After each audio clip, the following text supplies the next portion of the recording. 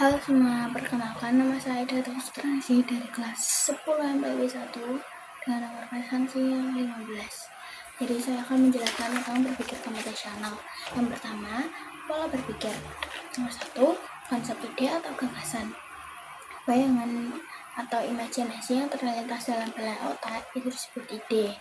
Nah, daya respon berpikir yang melahirkan imajinasi berupa rancangan solusi untuk sebuah masalah secara spontan maupun melalui proses pemikiran yang lama dikenal dengan ide atau gagasan. Nah, ide atau gagasan yang dihasilkan dari proses berpikir panjang dan matang bisa disebut dengan pengenalan. Pengenalan dapat memberikan solusi alternatif yang lebih matang. Ide atau gagasan dapat memberi manfaat, antara lain dapat menjadi solusi alternatif dan positif bagi perkembangan diri sendiri ataupun orang lain, melahirkan konsep dan dinamika baru dalam hal teknologi, pemikiran, dan keterampilan. Lalu dapat membuat terobosan baru yang dapat membantu masyarakat atau orang sekitar. Lalu mendorong lahirnya inovasi-inovasi baru, memberikan contoh dan teladan bagi orang lain, dan sebagainya. Yang kedua, ada teknik memetakan ide.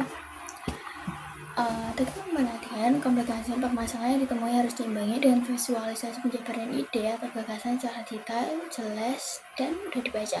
Selain mudah penulisan histori atau penulisan awal ide, visualisasi rancangan ide dapat menjadi bahan evaluasi dan panduan bagi orang lain.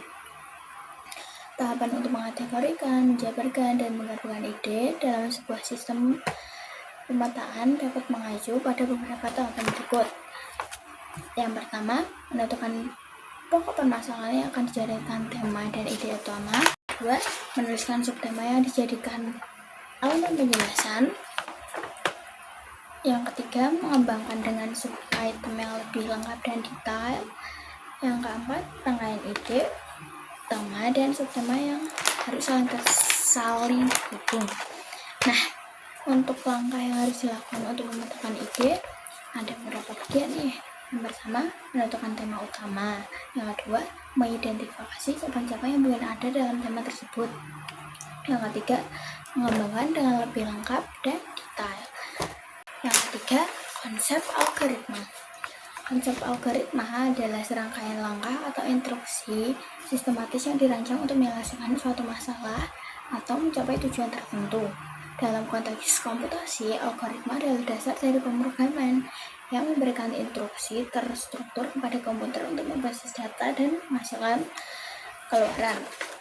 Nah, yang kedua ada pernyataan dan logika proporsi. Nomor 1, definisi proporsi. Proporsi adalah metode untuk menyatakan sesuatu secara utuh sehingga dapat dinilai apakah pernyataan tersebut benar, salah, disetujui, ditolak, diterima, atau disangkal validasinya. Nah, dalam pernyataan, logika proposisi dapat diidentifikasi berdasarkan 4 elemen penting, yaitu yang pertama, subjek, predikat, kopula, dan kuantor. Lalu yang nomor 2, ada aspek penggunaan dalam proposisi. 1. Aspek bentuk, 2. Sifat, luas, kualitas, dan kuantitas. Lalu yang ketiga atau C, logika matematika. Dalam logika matematika terdapat 5 istilah yang sering digunakan, yaitu nomor 1, negasi atau merupakan metode membalikkan nilai sebelumnya yang semulanya benar menjadi salah atau salah menjadi benar. Jadi kayak kebalikannya gitu lah. Lalu yang kedua, konjungsi. Merupakan teknik penggabungan beberapa pernyataan yang kemudian dikenal dengan istilah pernyataan majemuk. Karakteristik konjungsi adalah penggunaan kata dan yang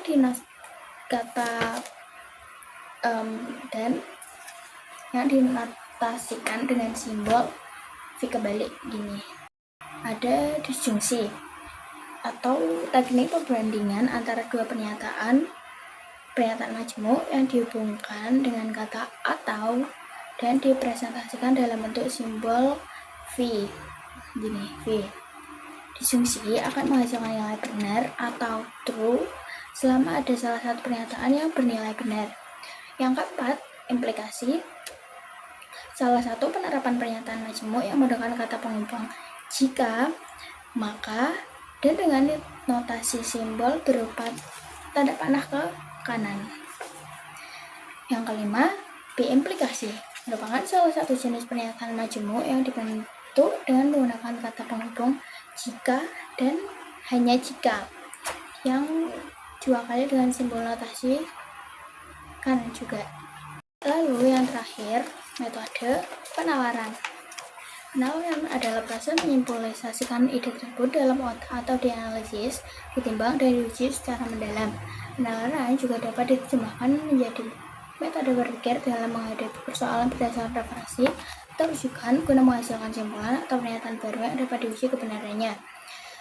Dikategorikan menjadi 3 jenis, yaitu deduktif, difokuskan menggali informasi secara umum, kemudian dirangkum menjadi simpulan secara khusus. 2. Induktif, penilaian bertolak belakang dengan deduktif atau pengambilan simpulan dilakukan dengan mempelajari dan menganalisis pernyataan secara khusus atau spesifik bersifat umum. Yang ketiga, abduktif, metode penilaian dilakukan dengan mengambil salah satu opsi, argumentasi, atau alasan yang dianggap mendekati kebenaran dari beberapa pilihan argumentasi. Nah, segitu aja nih yang saya jelaskan. Terima kasih. Sekian. Wassalamualaikum warahmatullahi wabarakatuh.